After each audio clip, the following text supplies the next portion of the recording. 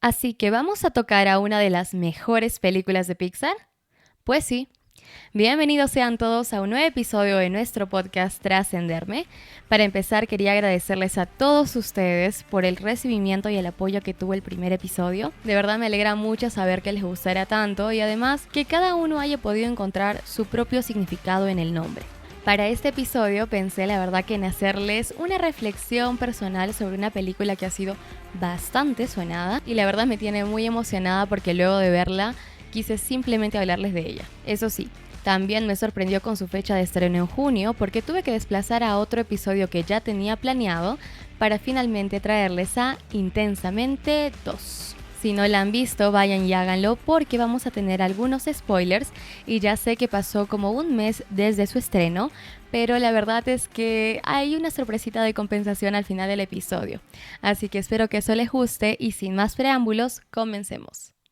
Este es mi podcast para Trascenderme, un espacio en el que me descubro paso a paso y veo cómo mi vida tiene propósito, significado y trascendencia. Soy Fernanda Córdoba, ahora estudiante de psicología, y hoy los invito a compartir este episodio conmigo.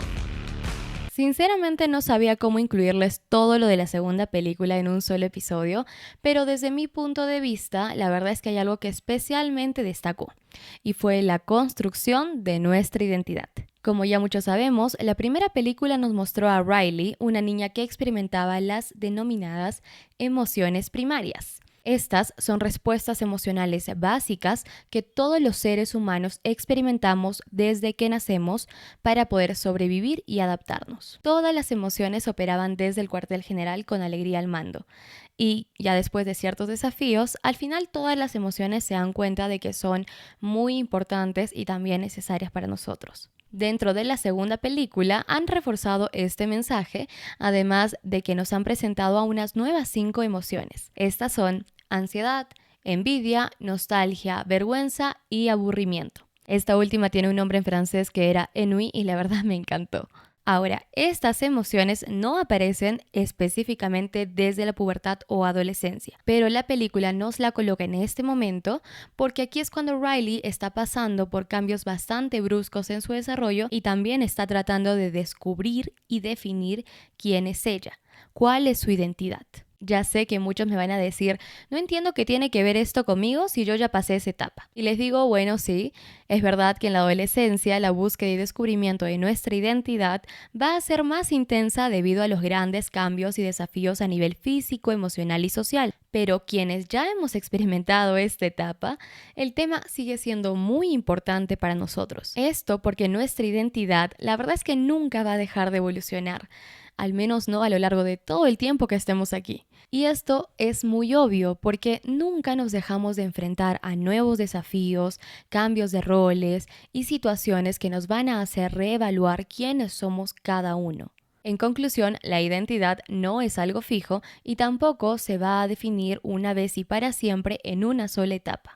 Ahora, para ver de lo que estamos hablando, vamos a tratar de definir lo que es la identidad. Esta es cómo una persona se entiende a sí misma, incluyendo a su personalidad, valores, creencias y experiencias que ha vivido. Pero en términos más sencillos, la verdad es que es la percepción que cada uno tiene sobre quién es y cómo es, pero tomando en cuenta, como ya dije, todo lo anterior. Y si nos ponemos un poco más académicos, les quiero nombrar a Erik Erikson, quien fue un psicólogo y psicoanalista alemán muy famoso, el cual nos dice que la identidad es un proceso de desarrollo que vamos a ir construyendo a lo largo de todo nuestro ciclo vital, junto con la interacción que vamos a tener con nuestro entorno social y cultural. Además de esto, nos menciona que vamos a ir adquiriendo diferentes roles e identificándonos con todos estos.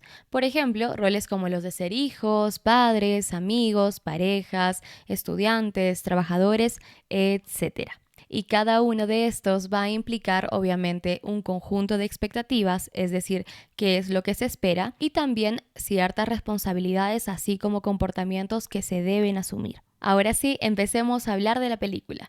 Y la verdad es que Erik Erikson sí que se relaciona mucho con ella porque al principio nos muestran o nos presentan al famoso sistema de creencias de Riley. Este era un lugar ubicado en la parte más baja de su mente y almacenaba sus pensamientos centrales así como sus creencias. Además de ser muy positivo al inicio, este de acá, la verdad es que estaba relacionado con cómo es que ella se veía a sí misma, pero en diferentes roles. Por ejemplo, aquí escuchamos, soy la mejor de la clase, soy gentil, mis papás están orgullosos de mí, soy buena amiga, me gusta ayudar a los gatos, soy fuerte, soy una ganadora. Y finalmente había una creencia que hacía brillar con mucha intensidad a lo que llamaban su sentido de identidad, que la verdad que era como una especie de trofeo que guardaban dentro del cuartel, pero en fin. La cosa es que este pensamiento era, soy una buena persona. También en la película nos muestran que las islas de la personalidad de Riley están en su mejor momento, aunque la isla de la familia sí que es un poco más pequeña que la gran isla de la amistad. Esto es porque en la etapa de la adolescencia lo más importante son las amistades y ese ámbito social que nos rodea. Por lo tanto, gran parte de la identidad de Riley en ese momento estaba fuertemente influenciada por sus relaciones sociales, por esos deseos de ser aceptada y también de ser valorada por los demás. Yo imagino que ya muchos nos acordaremos de aquellas épocas en las que sí cambiábamos como que nuestro estilo de vestir o nuestros intereses solamente para encajar en un grupo, pero bueno, eso tuvo que ver bastante con que estábamos en la etapa de la adolescencia. Ahora, el problema es que cuando entran las 5 nuevas emociones al cuartel, justamente hay inconvenientes en este aspecto. Y sobre todo porque Ansiedad ideaba varios planes para tratar de evitar un futuro desastre social en la vida de Riley. Esto pasa porque todo el cuartel se entera de que las 2 mejores amigas de Riley no van a estar con ella durante la secundaria.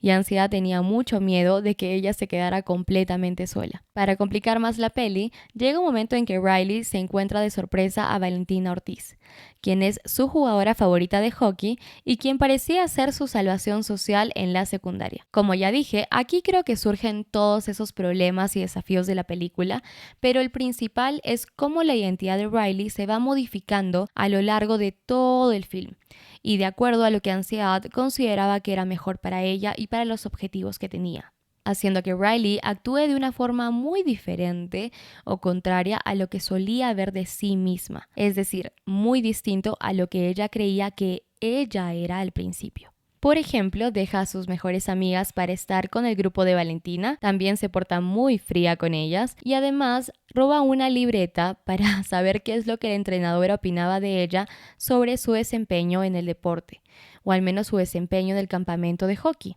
Esta y otras acciones hacen que Riley termine cambiando su sistema de creencias, haciendo que esa idea de ser buena persona se termine debilitando. En su lugar, empiezan a aparecer pensamientos como los de si soy una Firehawk, no voy a estar sola. Y si soy buena en el hockey, voy a tener amigos. Si analizamos esta parte detenidamente, vamos a ver que los valores de Riley están cambiando. Es decir, aquí estamos viendo cómo pone a la aceptación social por encima de la amistad. Ahora, esos valores son principios, virtudes o cualidades que nosotros consideramos que son importantes para que guíen nuestras decisiones, acciones y comportamientos. Por lo tanto, ellos también van a construir quiénes somos y cómo es que nos vemos a nosotros mismos. Si valoramos mucho la opinión de los demás, nuestra identidad va a andar divagando con esos cambios del entorno y con las percepciones que tienen otros sobre nosotros. Por ejemplo, ¿qué pasa si me defino en base a lo que opinan otras personas? ¿Qué pasa si opinan que soy inteligente o tonta? ¿O que soy disciplinada u ociosa? E incluso que soy bonita o fea. ¿Debería realmente yo definirme según lo que cada persona piensa de mí? Eso está para pensarlo. La verdad es que mucho tiempo sí, en mi caso yo sí dejé que el resto me dijera quién era yo, y aunque a veces sus percepciones no coincidían con lo que yo creía que sí era, jamás terminaba de definir realmente cuál y cómo era mi identidad. Justamente hay una frase que representa esto perfecto y es: no soy quien yo creo que soy, no soy quien tú crees que soy quien yo creo que tú crees que yo soy. Es algo enredada, pero si la escuchamos con más tranquilidad, la verdad es que tiene mucha razón. Sin embargo, aunque podamos escuchar al feedback del entorno, solamente yo tengo la capacidad de decidir quién soy, cómo soy y cómo me gustaría que el resto me perciba. Es verdad que el resto puede influir, pero al final del día solamente somos nosotros los que hemos vivido nuestras vidas completas y solo nosotros sabemos por qué somos actualmente como somos. Ok, por otro lado, vamos a ver en la película también que Alegría inventa algo que es muy interesante para mantener justamente las creencias positivas que Riley tenía de sí misma. Inventa un sistema de protección que era una máquina que eliminaba esos pensamientos o recuerdos que en algún momento la angustiaron o la hicieron sentir mal, pero especialmente sobre sí misma. Aquí quiero hacerles un stop para plantearles algunas preguntas de esta escena, al menos en la que nos presentan a ese sistema de protección. Y es, ¿por qué Alegría tenía que desechar esos pensamientos o momentos duros, difíciles e incluso desagradables de Riley? ¿Cómo es que todo esto iba a afectar a su sentido de identidad? Y finalmente, ¿acaso solamente nos definen esas creencias agradables que tenemos nosotros sobre nosotros mismos? Bien, ahí se las dejo para que reflexionen. Y aparte de esto, lo que pasa es que sí que somos algo así las personas. No nos gusta creer que también existen lados oscuros o no tan bonitos de nosotros mismos. Preferimos identificarnos con esos lados más bonitos o tal vez con esos ámbitos en los que hemos destacado, es decir, solamente con algunas partes de nosotros. Por ejemplo, en la película Ansiedad empuja a Riley a identificarse con una Firehawk, que era una jugadora destacada del equipo de hockey en la secundaria. Y esto la lleva a separarse de sus mejores amigas, así como a teñirse el pelo con un mechón rojo, para terminar imitando ese estilo que tenían las Firehawks. Es decir, asume un rol diferente y una manera de identificarse muy distinta. Bien, pero de manera similar, a veces nosotros también nos enfocamos en solamente algunas partes específicas de nuestra identidad y también preferimos identificarnos en base a ciertas etiquetas que normalmente están conectadas con ciertos logros o características externas. Por ejemplo, ¿qué pasa si alguien me pregunta quién soy y yo le digo, soy una prestigiosa psicóloga, una gran empresaria, un estudiante estrella, un gran deportista o la más bonita de mi ciudad? No sé, cualquier otro ejemplo que se les ocurra. Y resulta que en algún momento dejo de tener clientes en el consultorio, quiebra mi negocio, desapruebo una materia e incluso tengo un accidente en el que he tenido que dejar de hacer deporte o termino incluso con imperfecciones en mi rostro. ¿Sigo siendo lo que realmente creía que era? Esas preguntas de verdad que nos llevan a reflexionar bastante sobre la fragilidad de basar nuestra identidad solamente en ciertas etiquetas, como dije, o en ciertos roles, factores externos o en cómo nos vemos ante la sociedad. Ahora sí, ya estamos llegando al corazón de este episodio, donde para mí también está la idea principal de la película. Cuando todas las emociones andan revoloteadas, algunas esperando volver al cuartel y otras en un partido de hockey muy importante, aquí pasan dos cosas a la vez. Para empezar, Ansiedad menciona la nueva Riley puede con todo, haciendo ver que la identidad de Riley se está redefiniendo o volviendo a construir, pero en base a nuevas expectativas, creencias y presiones.